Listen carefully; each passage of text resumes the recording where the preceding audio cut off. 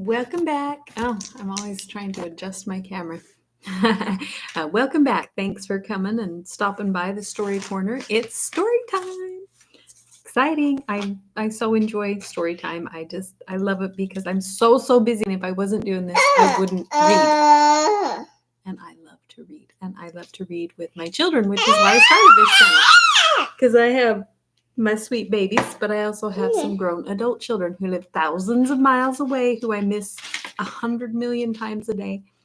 And so I just enjoy this so much because it's a way for me to connect and for us to have story time.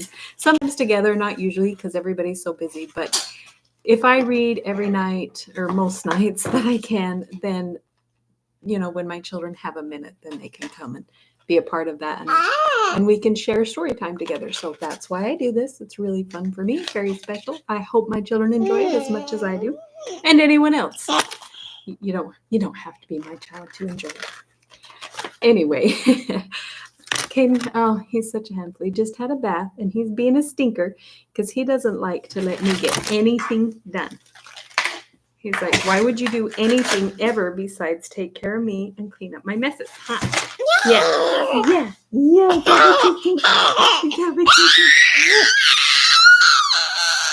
Yeah, you're crazy.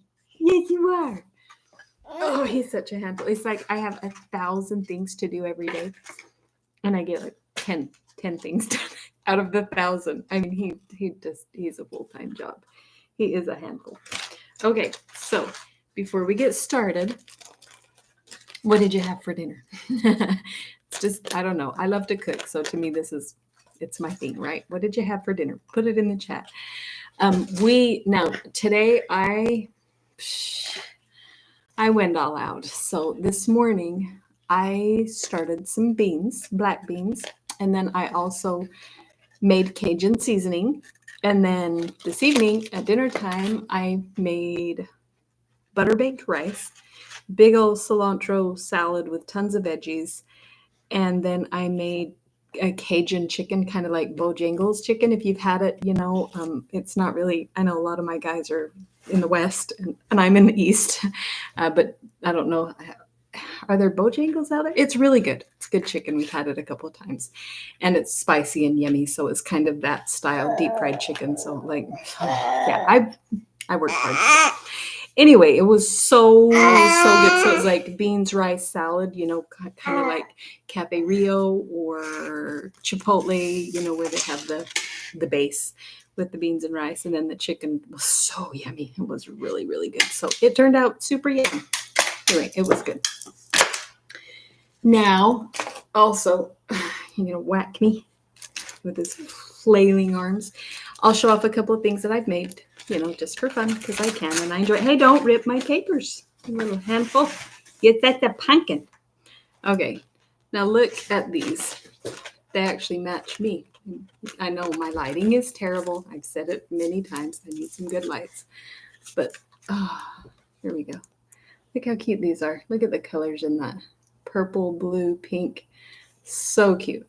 Trying to kind of show off, get them in the right light. They also have the hardware, the earring hooks and everything are that like rainbow metallic steel, right? That rainbow steel. So pretty. Really, really cute. Those are adorable. Oh, you're feeling all lovey all of a sudden. Oh, kisses. Wow. You like the books?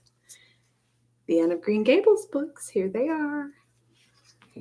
So exciting. Oh, he likes books. Just be nice to him. Make sure you be nice. There was the cutest pair of earrings right here. I was going to show. Oh, there they are. Down on the floor. Oh, I gotta get. Oh, I'm getting old, let me tell you. And then these moons. Look at the colors in these. I love this. So they're kind of a metallic, almost iridescent with the blue and purple. And then they have the little moon charm on them as well. So those are really, really cute. Anyway, okay, showing off some of my cute stuff. And then we'll get started. So we were chapter 14. Now, if you remember, her father,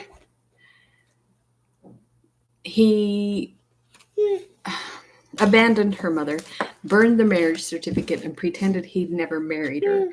But she was already pregnant. So she was kind of in disgrace because she's this pregnant lady without a husband, but she really did have a husband, but he denied that he'd married her.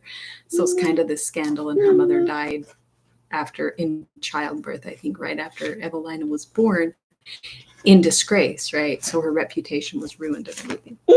So then it's so strange. She's here in the Hot Wells. Where is she? Bristol. And there's this girl comes to this party, and everybody's saying, "Oh, who's that?" And they're saying, "Oh, it's the daughter of John Belmont." And she's like, "What? I'm the daughter of John Belmont. Did he have another marriage? Did he have another daughter? Is this like, what the heck?" So there's all this confusion about her father and this daughter that he's claimed, and then how he denied her. It's a whole thing. So I think that's kind of where we're at. And then there's Sir Clement, who won't leave her alone, and then the very interesting conversation that Lord Orville and Sir Clement had about her, which is quite revealing of how Lord Orville really feels about her. Like, he kind of holds her in the highest regard. He really likes her, obviously. Anyway, okay, chapter 15, volume 3, Evelina.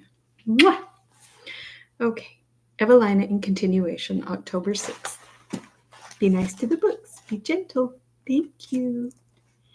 Oh, he loves books. He loves them.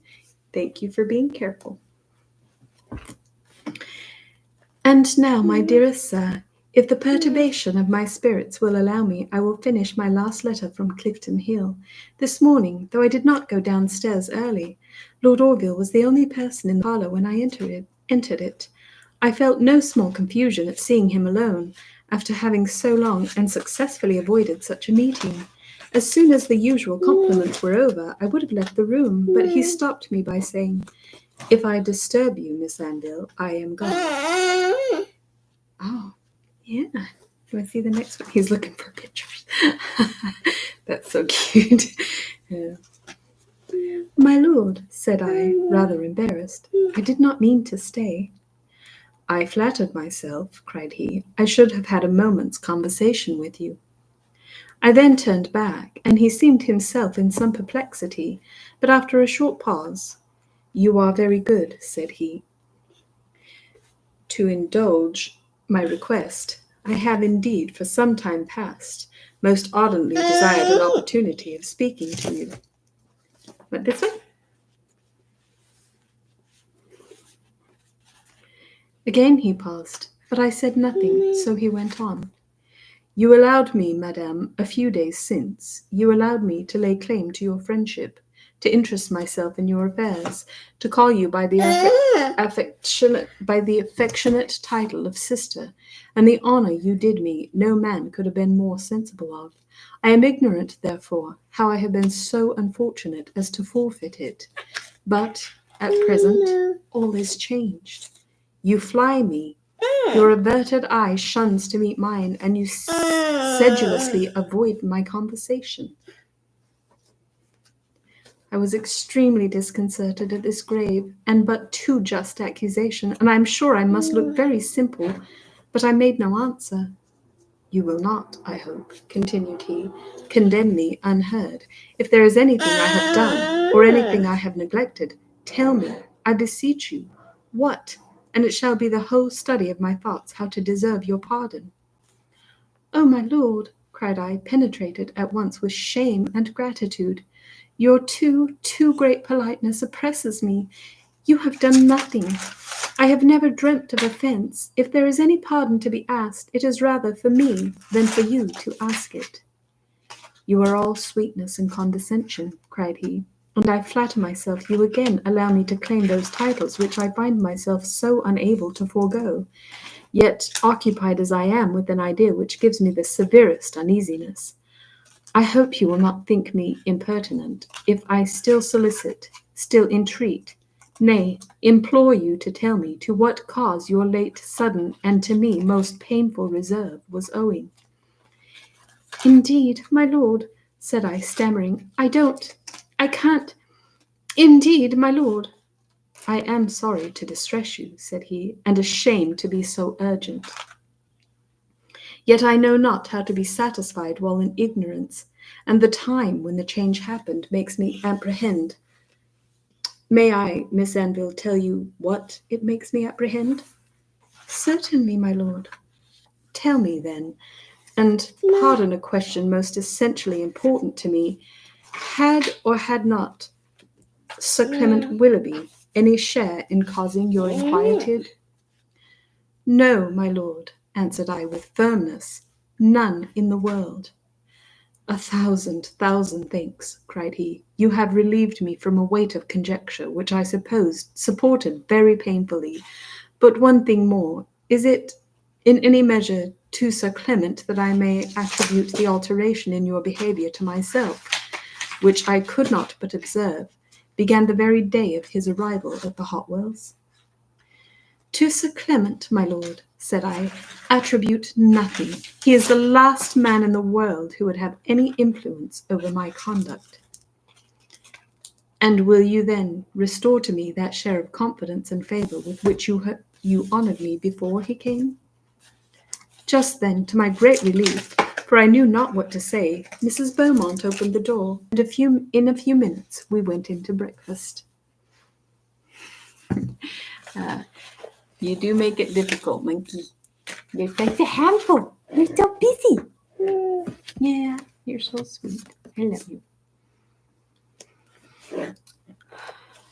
Lord Orville was all gaiety. Never did I see him more lively or more agreeable. Very soon after, Sir Clement Willoughby called to pay his respects, he said, to Mrs. Beaumont. I then came to my own room, where, indulging my reflections, which now soothed and now alarmed me, I remained very quietly till I received your most kind letter. Oh, sir, how sweet are the prayers you offer for your Evelina! How grateful to her are the blessings you pour upon her head! You commit me to my real parents, guardian, friend, protector of my youth, by whom my helpless infancy was cherished, my mind formed, my very life preserved. You are the parent my heart acknowledges, and to you do I vow eternal duty, gratitude, and affection. Oh, that's cute. Right in there. What are you doing? What are you doing? Oh, you're giving kisses? Goodness sake. He wants like my full attention. Ooh, ow. I had a sore on my lip and I bit it. Ouch, that hurt. What? You just want to snuggle? You want both my hands and my face to be giving you all my attention. All my attention. All my attention.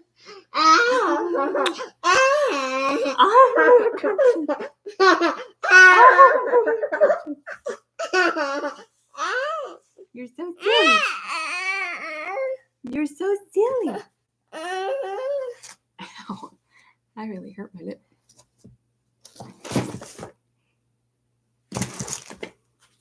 He's mad at these books because they don't have any pictures in them. Should we find one that has pictures? Here.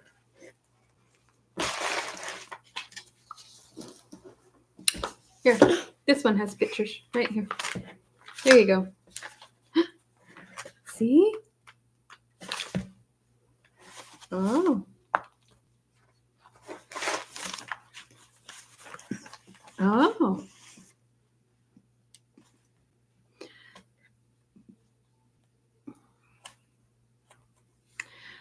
I look forward to the approaching interview with more fear than hope.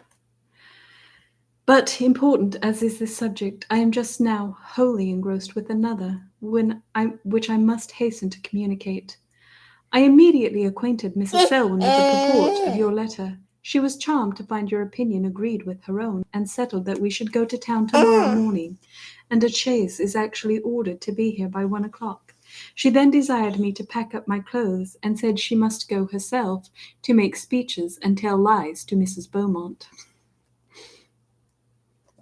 When I went downstairs to dinner, Lord Orville, who was still in excellent spirits, reproached me for secluding myself so much from the company. He sat next to me.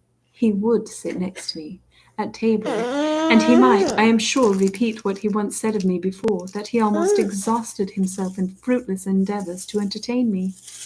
For indeed I was not to be entertained. I was totally spiritless and dejected. The idea of the approaching meeting, and oh, sir, the idea of the approaching parting, gave a heaviness to my heart that I could neither conquer nor suppress. Messy.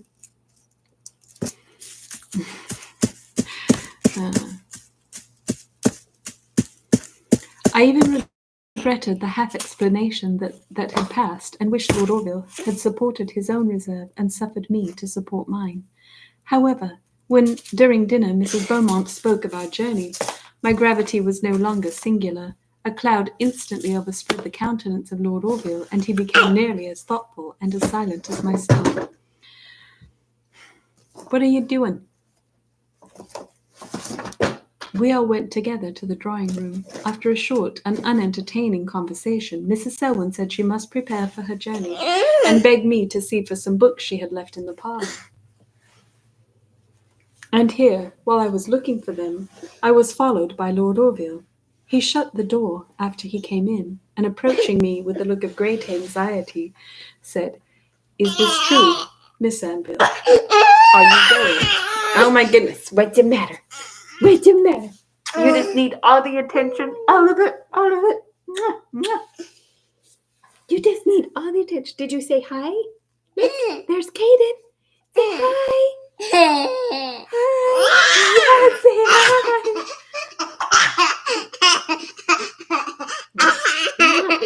You're so silly. Oh, you're all caught up in my hair. Oh my goodness, I'm such a mess. It's been a very long day. Hi. You're so sweet. You're such a sweet baby. Okay. Where was I? I lost my place. Yeah, I lost my place. Yes, you made me lose my place. Is this true, Miss Anville? Are you going? Oh. I believe so, my lord, cried I, endeavouring to speak cheerfully. Is it possible? Said he. Are you tired? My goodness, just let me finish one chapter. That's all I ask. One chapter.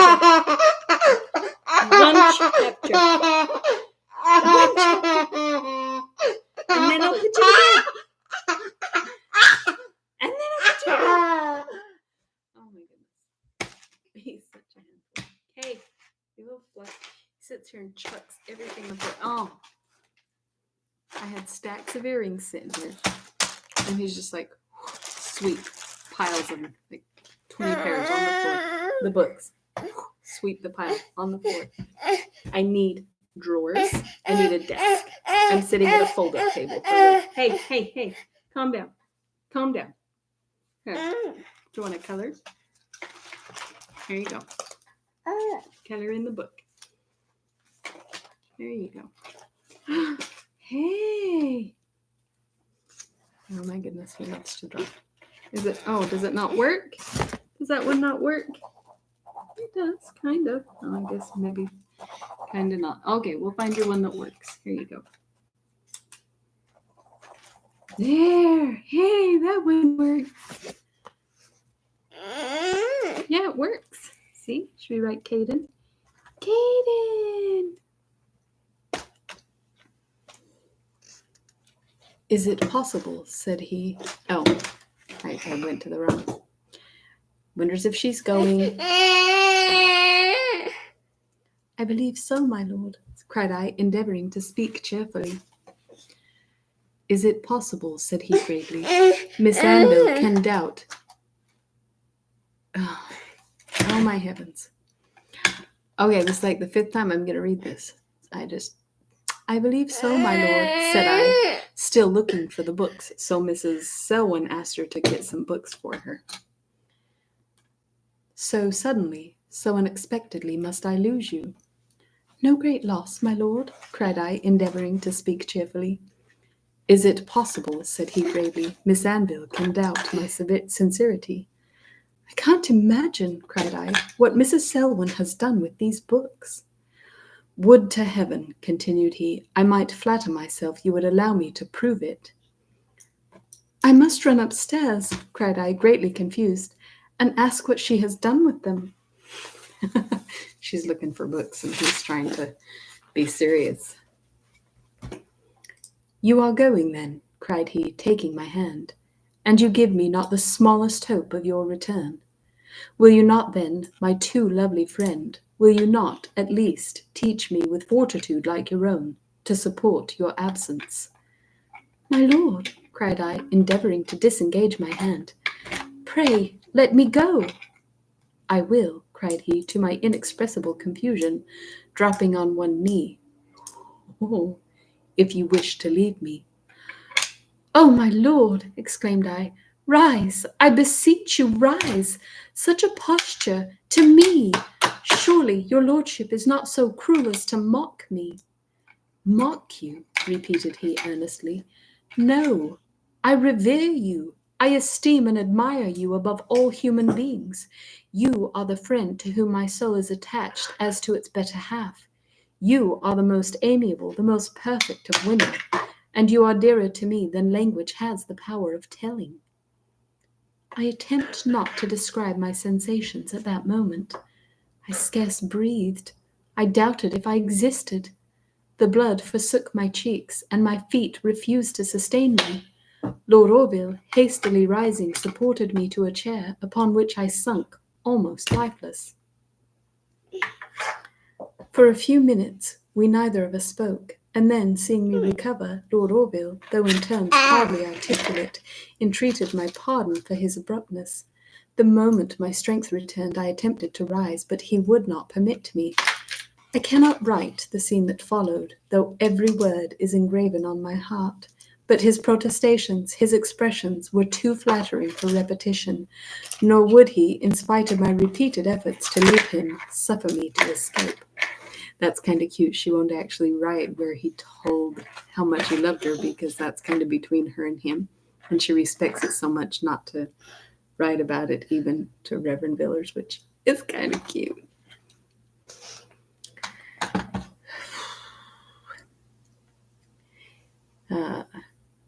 Nor would he, in spite of my repeated efforts to leave him, suffer me to escape. In short, my dear sir, I was not proof against his solicitations, and he drew from me the most sacred secret of my heart, which means he found out that she's in love with him too, obviously.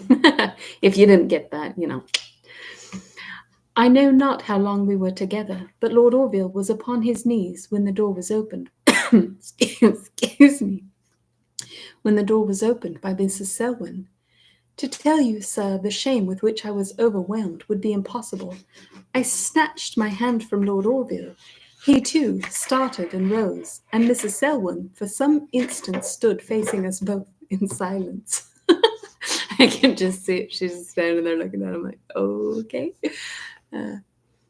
At last, my lord, said she sarcastically, have you been so good as to help Miss Anville to look for my books? Yes, madam, answered he, attempting to rally, and I hope we soon shall be able to find them.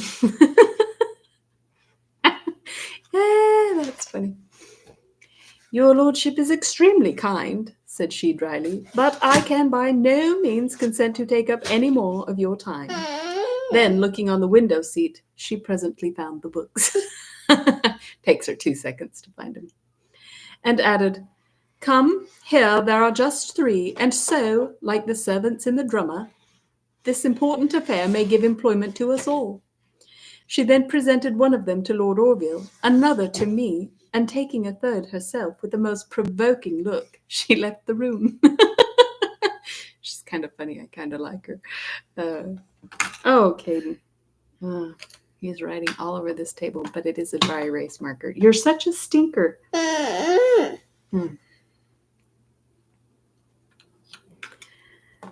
I would instantly have followed her, but Lord Orville, who could not help laughing, begged me to stay a minute, as he had many important matters to discuss. No, indeed, my lord, I cannot. Perhaps I have already stayed too long. Does Miss Anville so soon repent her goodness? I scarce know what I do, my lord. I am quite bewildered. 1 hour's conversation, cried he, will, I hope, compose your spirits and confirm my happiness. So obviously he proposed to her, right? I mean, hopefully you got that right. When then may I hope to see you alone? Shall you walk in the gardens tomorrow before breakfast? No, no, my lord, you must not a second time reproach me with making an appointment.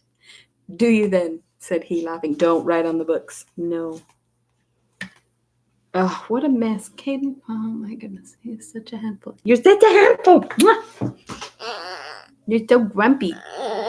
He's so tired. As soon as I finish this chapter, he is going to bed. Do you then, said he, laughing, reserve that honor only for Mr. Macartney? Mr. Macartney, said I, is poor and thinks himself obliged to me. Otherwise, poverty, cried he, I will not plead. But if being obliged to you has any weight, who shall dispute my title to an appointment? My lord, I can stay no longer. Mrs. Selwyn will lose all patience. Deprive her not of the pleasure of her conjectures. But tell me, are you under Mrs. Selwyn's care? Only for the present, my lord. Not a few are the questions I have to ask Miss Anville. I mean, he doesn't even know who to go to ask for her hand. Among them, the most important is whether she depends wholly on herself, or whether there is any other person for whose interest I must solicit. I hardly know, my lord. I hardly know myself to whom I most belong. Suffer me then, cried he with warmth, to hasten the time when that shall no longer admit a doubt, when your grateful Orville may call you all his own. At length, but with difficulty, I broke from him. I went, however, to my own room, for I was too much agitated to follow Mrs. Selwyn. Good heaven, my dear sir, what a scene! Surely the meeting for which I shall prepare tomorrow cannot so greatly affect me. To be loved by Lord Orville, to be the honoured choice of his noble heart. My happiness seemed too infinite to be borne, and I wept. Even bitterly I wept, from the excess of joy which overpowered me.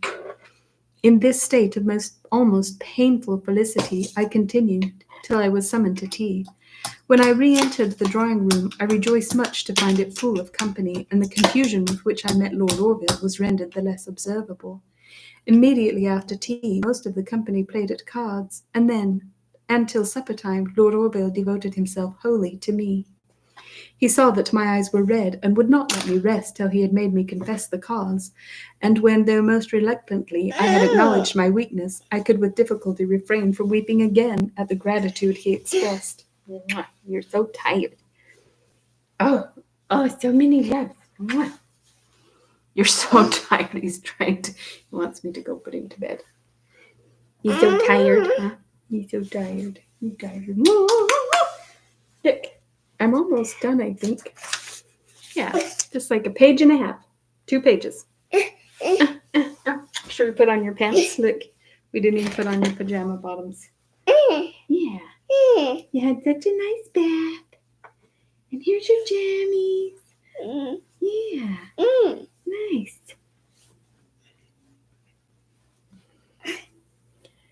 He earnestly desired to know if my journey could not be postponed, but when I said no, entreated permission to attend me to town. Oh, my lord, cried I, what a request! The sooner, answered he, I make my devotion to the public, the sooner I may expect from your delicacy you will convince the world you encourage no mere danglers. You teach me then, my lord, the inference I might expect if I complied. And can you wonder I should seek to hasten the happy time, when no scruples, no discretion will demand our separation, and when the most punctilious delicacy will rather promote than oppose my happiness in attending you? To this I was silent, and he re-urged his request. My lord, said I, you ask what I have no power to grant. This journey will deprive me of all right to act for myself. What does Miss Anville mean? I cannot now explain it myself. Indeed, if I could, the task would be both painful and tedious. Oh, Miss Anville, cried he, when may I hope to date the period of this mystery? When, flatter myself that my promised friend will indeed honour me with her confidence. My lord, said I mean not to affect any mystery, but my affairs are so circumstanced that a long and most unhappy story can alone explain them. However, if a short suspense will give your lordship any uneasiness. My beloved Miss Anville, cried he eagerly, pardon my impatience. You shall tell me nothing you would wish to conceal. I will wait your own time for information, and trust to your goodness for its speed. There is nothing, my lord, I wish to conceal. To postpone an explanation is all I desire. He then requested that, since I would not allow him to accompany me to town, I would how about not scissors? For goodness sake, here I am just reading while he's playing with scissors. He then requested that, since I would not allow him to accompany me to town, I would permit him to write to me, and promise to answer his letters. A sudden recollection of the 2 letters which had already passed between us occurring to me, I hastily answered, No, indeed, my lord. I am extremely sorry, said he gravely, that you think me too presumptuous. I must own I had flattered myself that to soften the inquietude of an absence which seems attended by so many inexplicable circumstances would not have been to incur your displeasure. This seriousness hurt me, and I could not forbear saying, Can you indeed desire, my lord, that I should a second time expose myself by an unguarded readiness to write to you? A second time? Unguarded readiness, repeated he. You amaze me. Has your lordship then quite forgot the foolish letter I was so imprudent as to send you when in town? I have not the least idea, cried he, of what you mean.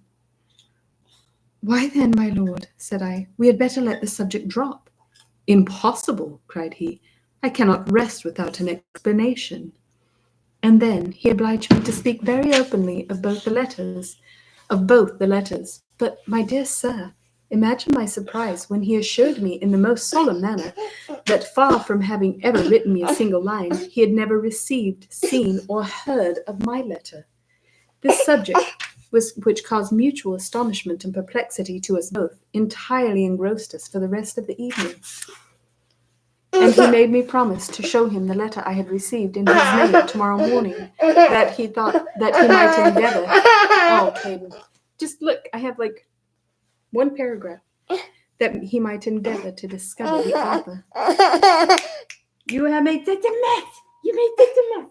You're so tired. Go put you to bed.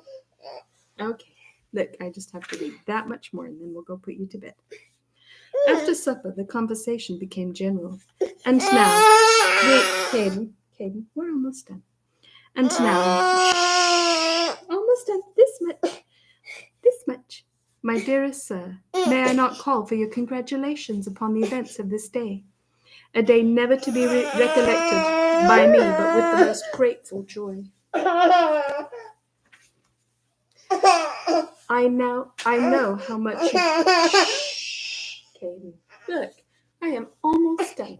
Look, just, oh my goodness, just be happy for 1 minute. That's all it takes. 1 minute. You're so grumpy.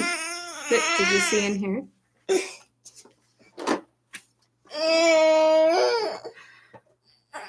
I know how much you are inclined to think well of Lord Orville. I cannot, therefore, apprehend that my frankness to him will displease you. Perhaps the time is not very distant when your Evelina's choice may receive the... For heaven's sake. It's just a couple of sentences. Let me finish the chapter. Goodness! Look, you're making it so difficult. You're so grumpy. Look, are you going to say bye? You say bye. Bye. We're going to go in just a second. I cannot, therefore, apprehend that my frankness to him will displease you. Perhaps the time is not very distant when your Evelina's choice... Caden, calm down. It's okay. I literally have 5 sentences to read. You can be happy for just 1 minute. I'm almost done. Almost done. Almost done. Almost done. Almost done. Almost done. Oh my goodness. Almost done. Almost done. Almost done. Almost done. Almost done. Almost done. Almost done. Almost done. Almost done. Perhaps the time is not very distant when your Evelina's choice may receive the sanction of her best friend's judgment and approbation, which seems now all she has to wish. In regard to the change in my situation, which must first take place, finding out, going to see her real father. Surely I cannot be blamed for what has passed. The partiality of Lord Orville must not only reflect honour upon me, but upon all to whom I do or may belong. Adieu, adieu, my most dear sir. I will write again when I arrive in London. Oh, well, wow. That was one sticker. Proposing to her. Now she's engaged, maybe, kind of. Okay, you little monkey. Okay. The sillies. Yeah, the sillies. We're going to go put you to bed. Goodbye. Good night. Bye-bye. I'm sorry, that was a very distracted chapter. But I'm going to go put this baby to bed. So tired. Love you. Good night. We'll see you next time. I won't be reading for the next 2 nights because I'm going to be at a show in Tampa. But I did want to shout out to Heather. I don't know if she's ever going to watch this, but it's Heather's birthday today, March 21st. And it's Mandy's birthday on the 24th. What is so funny? What are you laughing at? What's so funny? It's Mandy's birthday, my daughter Mandy, on the 24th. And if I'm not reading on the 24th, shout out right now. Love you both. Heather and Mandy, happy birthday. Anyway, thanks for stopping by and good night. Let's go put you to bed. Let's go put you to bed.